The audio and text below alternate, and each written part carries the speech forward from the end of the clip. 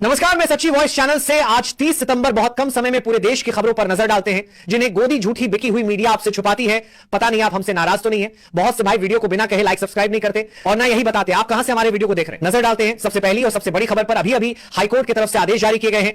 देश के प्रधानमंत्री और गृह मंत्री यानी मोदी और अमित शाह का पासपोर्ट जब्त किया जाए क्योंकि ये अब देश छोड़कर भाग सकते हैं। देश में इन लोगों ने जितना भी घोटाला किया वो सब घोटाला सामने आ गया है। इनके पासपोर्ट जब्त करो, प्राइम मिनिस्टर के और गृह मंत्री के भाग सकते हैं देश छोड़ के, या ये इमरजेंसी लगा सकते हैं। इसलिए देश की सारी ब्यूरोक्रेसी को, सारी फोर्सेज को, सारे उन संस्थाओं को, कोर्टों को ये निवेदन है कि देश में कोई दोबारा इमरजेंसी ना लगा पाए। इसके लिए फ्यूचर में हाई कोर्ट और सुप्रीम कोर्ट को और मजबूत होना पड़ेगा। अब इन बीजेपी वालों की वो हालत हो गई है जैसे अंग्रेजों की हुई थी, जैसे देश की जनता ने, देश के लीडरों ने अंग्रेजों को भगाया, लेकिन इन बीजेपी वालों को कोई नहीं भगाएगा। ये खुद ही अपने नापाक हरकतों से देश को छोड़ भागेंगे। इसलिए हाईकोर्ट ने आदेश जारी की है ताकि ये देश से बाहर न भाग सके। इसीलिए इनका पासपोर्ट जब्त किया जाए क्योंकि राहुल गांधी ने भी इन सभी की जो बड़ी बड़ी चोरी है वो देश के सामने रखती है। और यही नहीं, देश की जनता हर तरीके से इस सरकार से परेशान हो गई।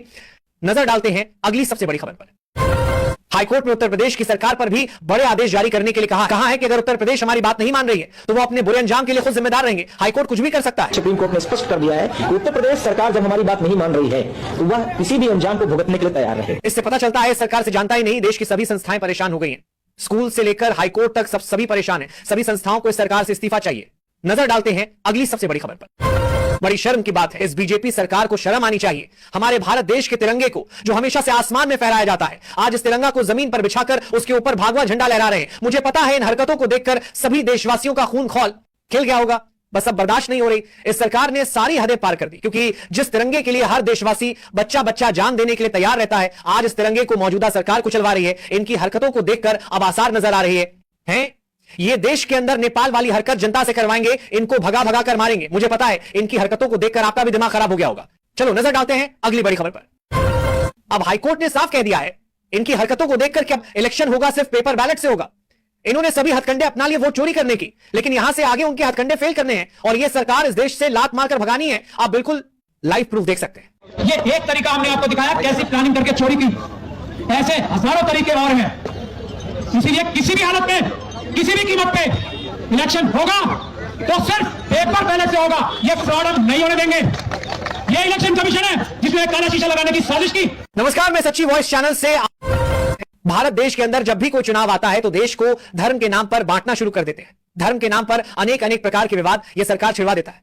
आप सभी को पता है पूरे देश के अंदर इन्होंने जो धर्म के नाम पर आप फिलहाल विवाद करवाया था, आई लव मोहम्मद कहने पर लोगों को गिरफ्तार किया जा रहा है, जेल में डाला जा रहा है। लेकिन जो समझदार लोग हैं, हिंदू भाई भी कह रहे हैं, सब अपने धर्म से प्यार करते हैं, ये सभी के लिए अधिकार है। अरे मोदी, अरे योगी, तुम पखंड कर रहे हो राजनीति में। हिंदुत्व का नाम लेकर के, राम का नाम लेकर के थक गए, कमर में दर्द पैदा हो गया देश को जगाते जगाते। लेकिन करें तो क्या करें? ऐसे डरवा दिया इन लोगों ने, ऐसे डरवा दिया कि चुप, कुछ नहीं बोलना मोदी के खिलाफ। हमारे सब महात्माओं के फोन आ रहे हैं कि तुम्हें मरवा देगा मोदी। हमने कहा मरवा दे। ये तो पता नहीं कौन सा शैतान है, जनता शैतान, इसे उसका राजा शैतान। तो मोदी जी को शैतान करें। मोदी जी की इस जनता को जो वोट दे रही है वो हत्यारों को, वो जनता भी शैतान। चली जाओ तुम शंकराचार्य जी के पास और उनकी वाइट लेके आओ, पूछना कि ये क्या चल रहा है ड्रामा। उनसे उत्तर सुनो, तब तो देश के हिंदुओं की बुद्धि खुलेगी। कैसी भरा रहेगा तुम्हारी बुद्धि में कचरा, यहाँ की दिल्ली की नालियों का गटर, मूर्ख जनता।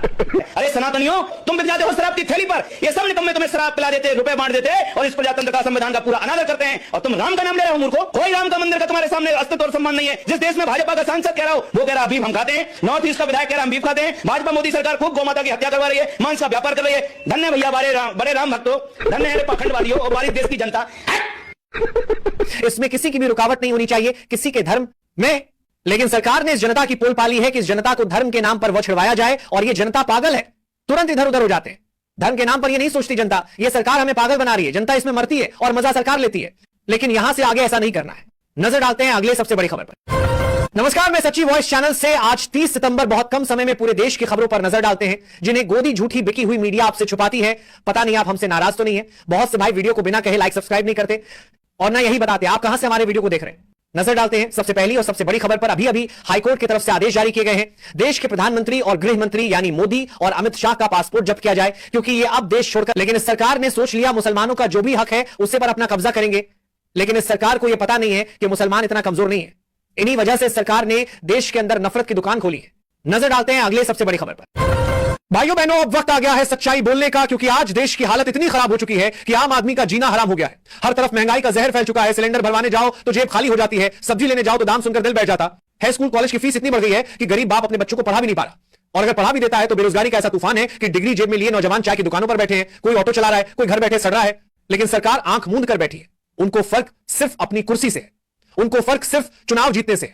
और चुनाव जीतने के लिए ये लोग धर्म जाति का जहर घोल रहे हैं, हिंदुओं को मुसलमान से लड़वा रहे हैं, मुसलमान को हिंदू से डरवा रहे हैं, ताकि जनता असली मुद्दे ना पूछे, कोई सवाल ना करे कि भाई रोजगार कहां है। कोई क्यों नहीं पूछता कि किसानों को आत्महत्या से बचाने के लिए क्या किया गया है, मजदूरों को पेट भरने के लिए क्या दिया गया है। ये लोग टीवी पर नफरत दिखाते हैं, मंदिर मस्जिद के झगड़े दिखाते हैं और असली खबर दबा देते हैं कि देश का नौजवान बेरोजगारी से तड़प रहा है। गरीब की मां बेटे को दवा नहीं दिला पा रही, भूखा बच्चा मां की आंखों में देखता है और मां रोती है कि कहां से खिलाए, कहां से पिलाए।